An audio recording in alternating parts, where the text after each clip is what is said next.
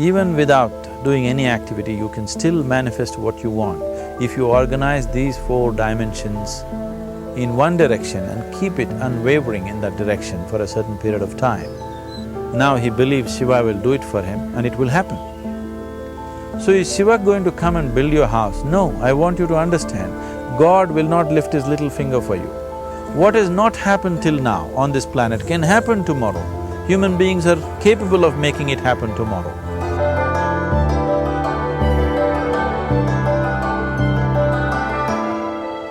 Everything we as human beings have created on this planet was essentially first created in our minds.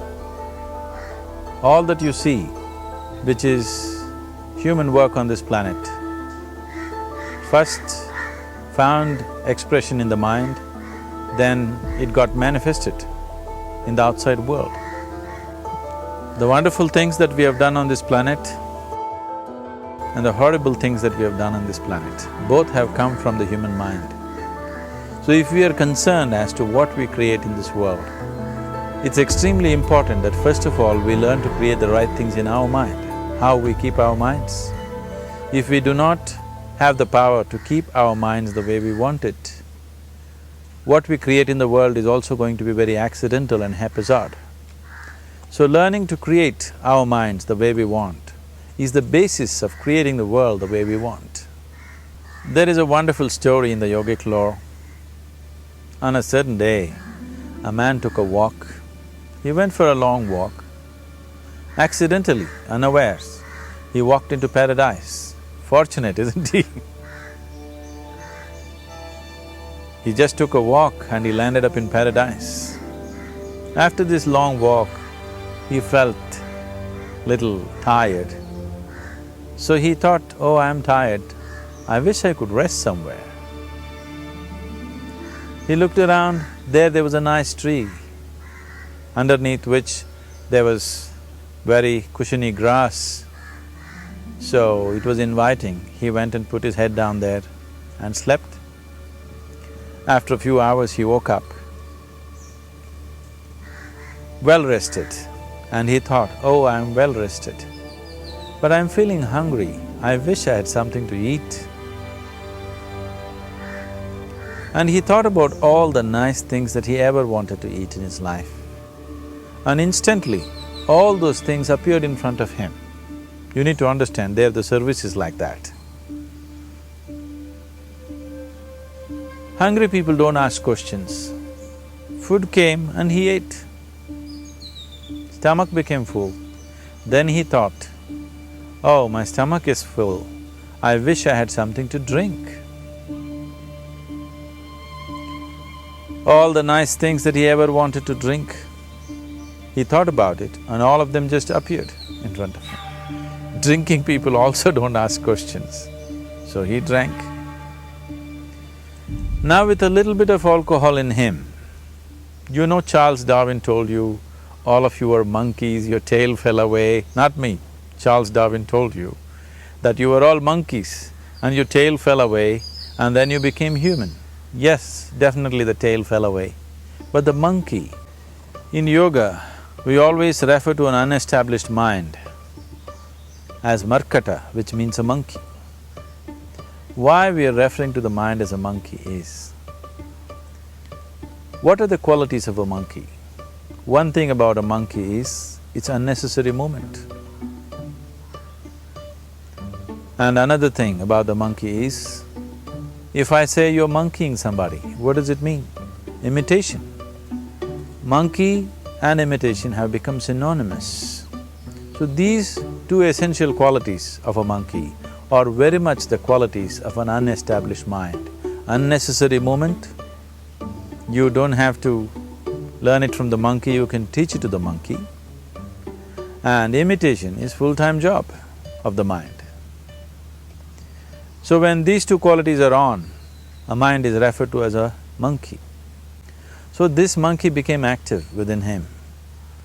He just looked around, thought, what the hell is happening here? I asked for food, food came. I asked for drink, drink came. There must be ghosts around here. and ghosts came.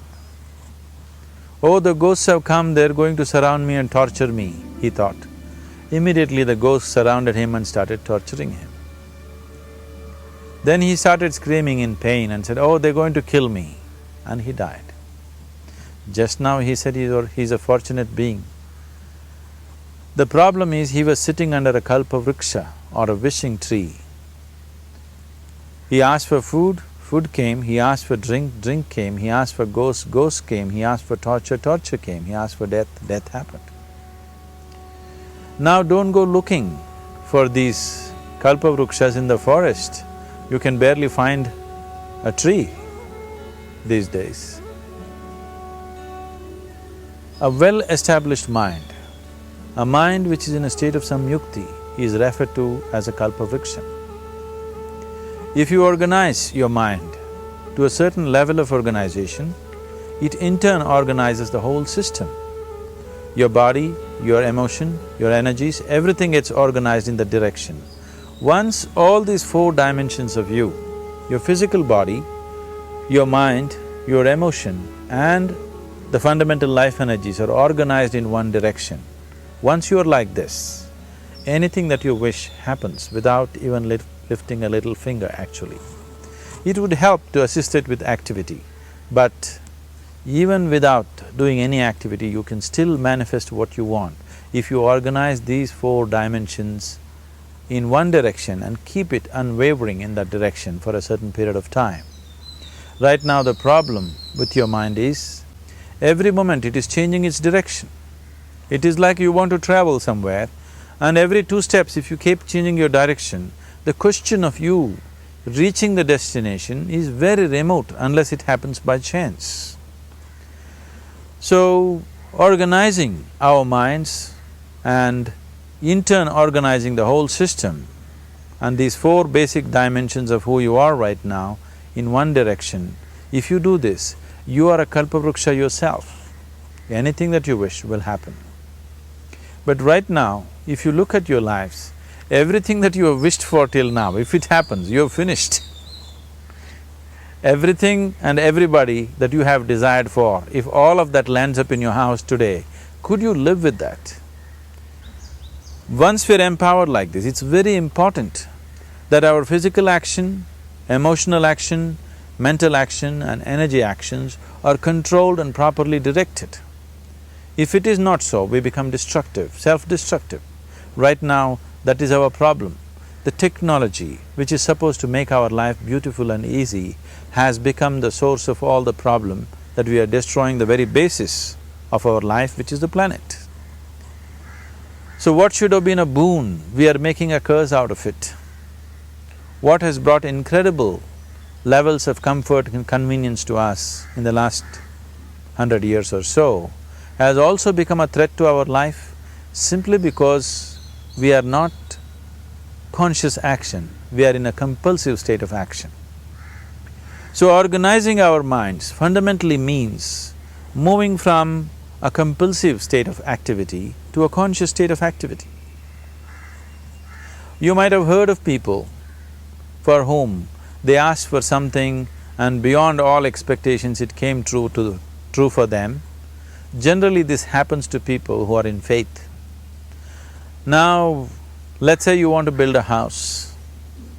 If you start thinking, oh, I want to build a house, to build a house I need 50 lakhs, but I have only 50 rupees in my pocket, not possible, not possible, not possible. The moment you say not possible, you are also saying I don't want it. So on one level, you're creating a desire that you want something, on another level, you're saying I don't want it. So in this conflict, it may not happen. Someone who has some faith in a god or in a temple or whatever, who is simple-minded, faith works only for those people who are simple-minded. Thinking people, people who are too much thinking, for them it never works. A childlike person who has a simple faith in his god or his temple or whatever, he goes to the temple and says, Shiva, I want a house. I don't know how, you must make it for me. Now in his mind there are no negative thoughts. Will it happen? Will it not happen? Is it possible? Is it not possible? These things are completely removed by this simple act of faith. Now he believes Shiva will do it for him and it will happen. So is Shiva going to come and build your house? No, I want you to understand, God will not lift his little finger for you. What you refer to as God is the source of creation. As a creator, he has done a phenomenal job, there's no question about it. Could you think of a better creation than this? Is it in anybody's imagination to think anything better than what is there right now? So as a creator, he has done his job wonderfully well. But if you want life to happen the way you want it, because right now, the very crux of your happiness and your well-being is this. If at all if you're unhappy, the only and only reason why you're unhappy is life is not happening the way you think it should happen. That's all it is. So if life is not happening the way you think it should happen, you're unhappy. If life happens the way you think it should happen, you are happy. It's as simple as that. So if life has to happen the way you think it should happen, first of all, how you think, with how much focus you think, how much stability is there in your thought, and how much reverberance is there in the thought process will determine whether your thought will become a reality or is it just an empty thought. Or how you do not create any impediments for your thought by creating negative thought process. This possible is something possible or not possible, is destroying humanity. What is possible and not possible is not your business, it's nature's business. Your business is just to strive for what you want. Right now you're sitting here, if I ask you two simple questions, I want you to just look at this and answer this. Right now from where you're sitting, can you just fly off? You say no. Right now from where you're sitting, can you get up and walk? You'll say yes. What is the basis of this? Why you say no to flying and yes to walking? Because past experience of life, many times you've gotten up and walked, never did you fly off.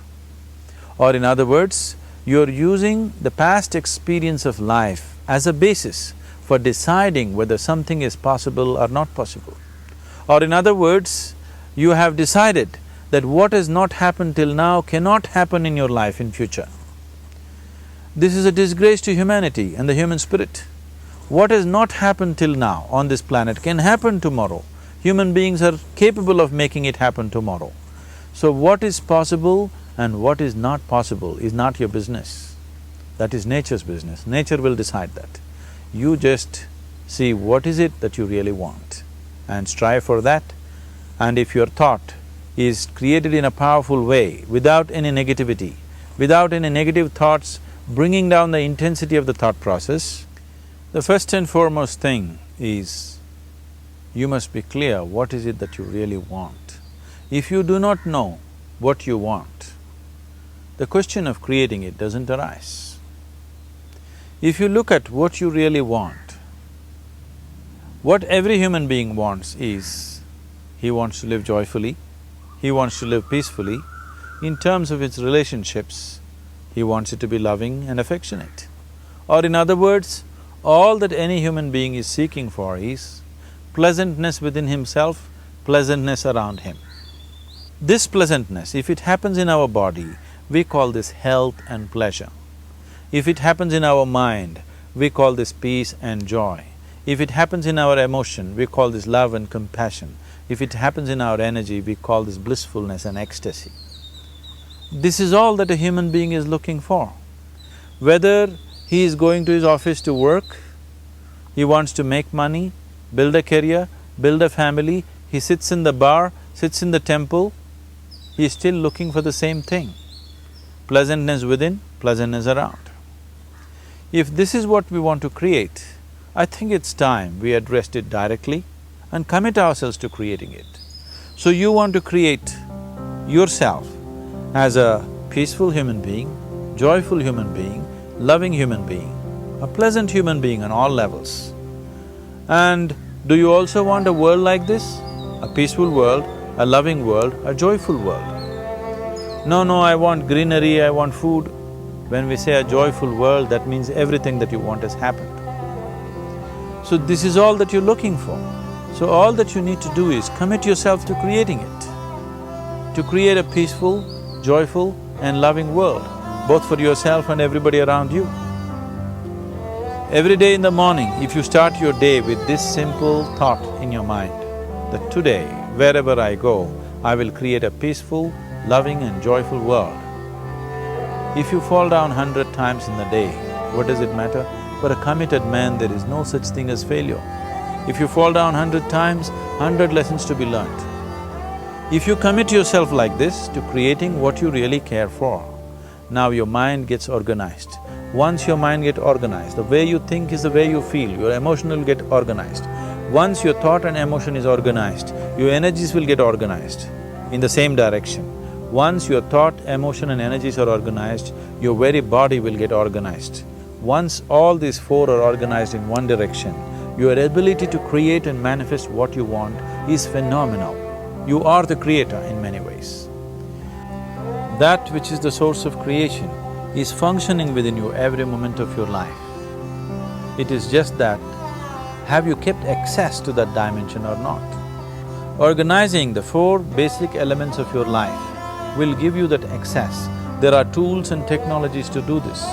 The whole science of yoga, the whole technology that we refer to as yoga is just about this, transforming yourself from being just a piece of creation to become a creator.